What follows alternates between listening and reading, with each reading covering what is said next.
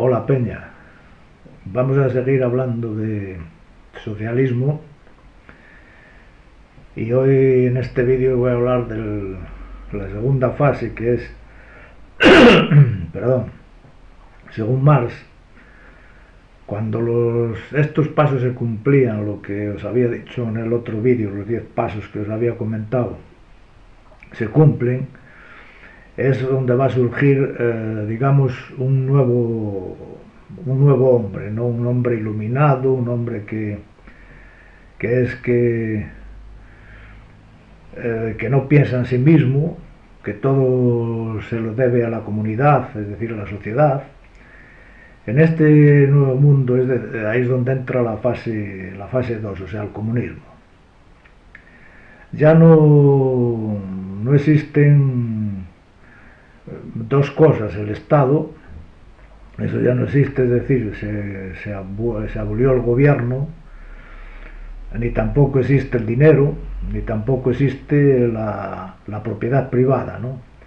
Es decir, que este hombre iba a trabajar como los demás, aunque efectivamente fuera muchísimo más listo y que fuera más inteligente, ¿no? Entonces, ¿cómo se iba a hacer esto? ¿Cómo se hacía esto? Pues esto se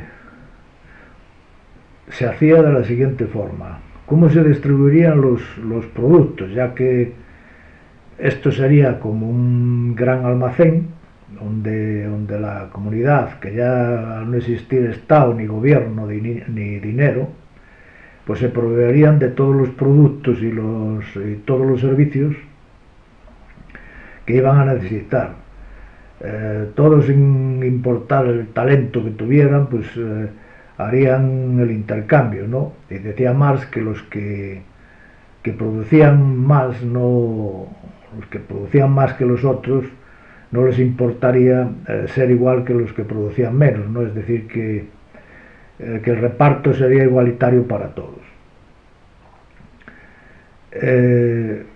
¿Qué paso se cumplió en esta fase, no? Pues vamos a ver, los primeros que intentaron llevar a cambio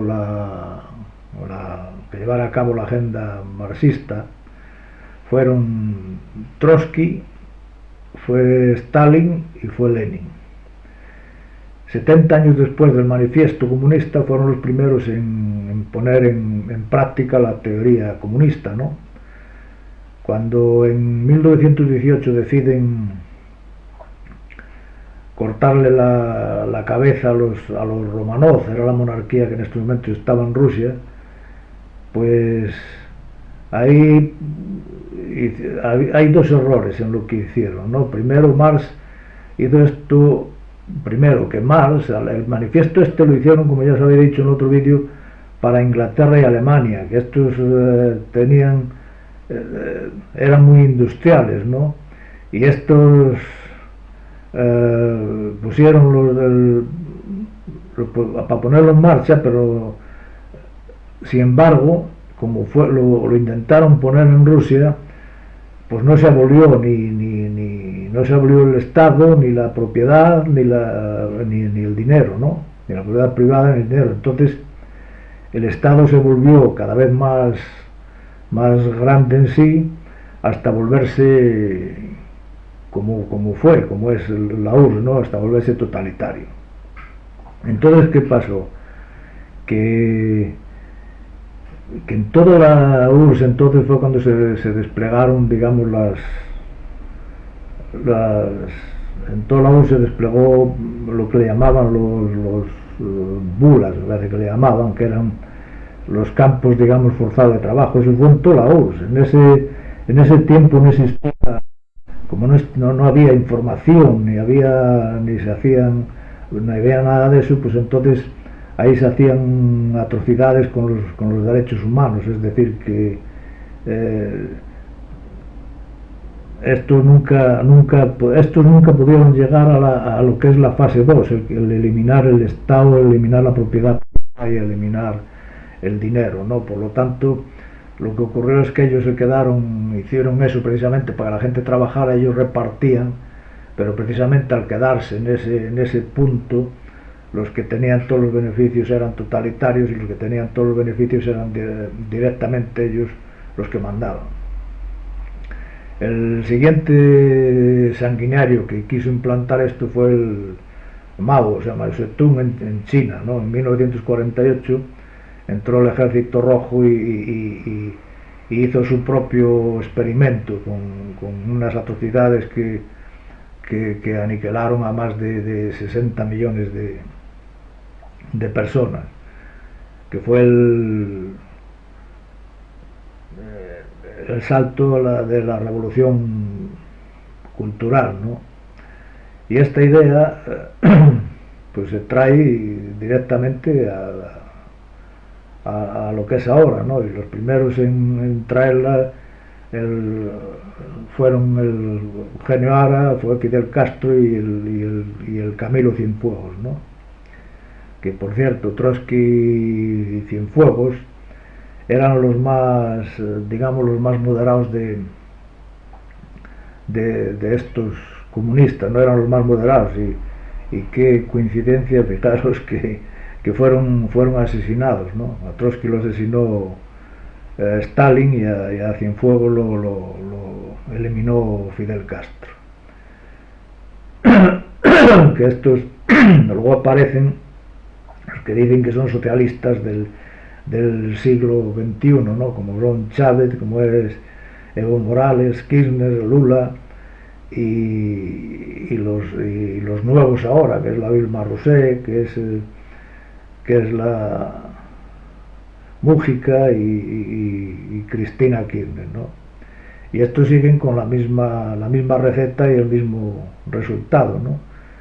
¿Y por qué insisten estos en ser socialistas? Esto yo no tengo duda ninguna de que es porque no conocen precisamente ni su historia. Que yo le plantearía a los que dicen que son socialistas aquí en España, es que no conocen precisamente la historia del socialismo ni del comunismo, cuando estos dicen que son socialistas o comunistas, ¿no?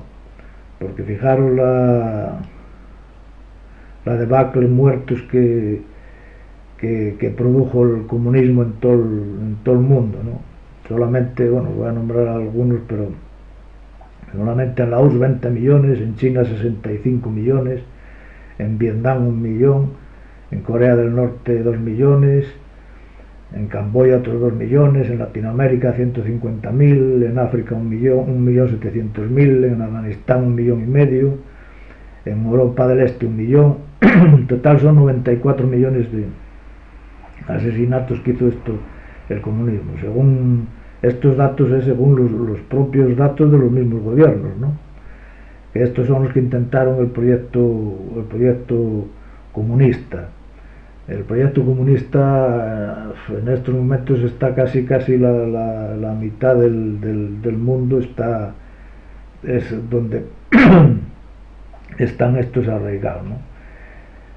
Es decir, que esto se explica muy fácil. Es decir, que al no poder llegar desde el socialismo, al llegar a la fase 2, que es la desaparición de todo eso, los que se benefician de todo esto pues son los auténticos dirigentes, ¿no?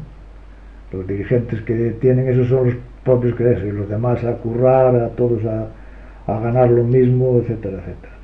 De todas formas, creo que ellos no conocen bien el planteamiento, ni los socialistas, ni los que se dicen socialistas aquí en España, ni los jóvenes, ni muchos de los mayores de lo que son socialistas o que dicen que son socialistas. Ninguno conoce lo que es esto, ¿no? Solamente hay que fijarse que ahora mismo que en el profesor psicólogo en el David Bush, que ese ya tiene escritos 7-8 libros, que es una lista de la mente muy importante. Porque el comunismo no puede llegar, el propio comunismo, la segunda fase, no puede llegar a implantarse.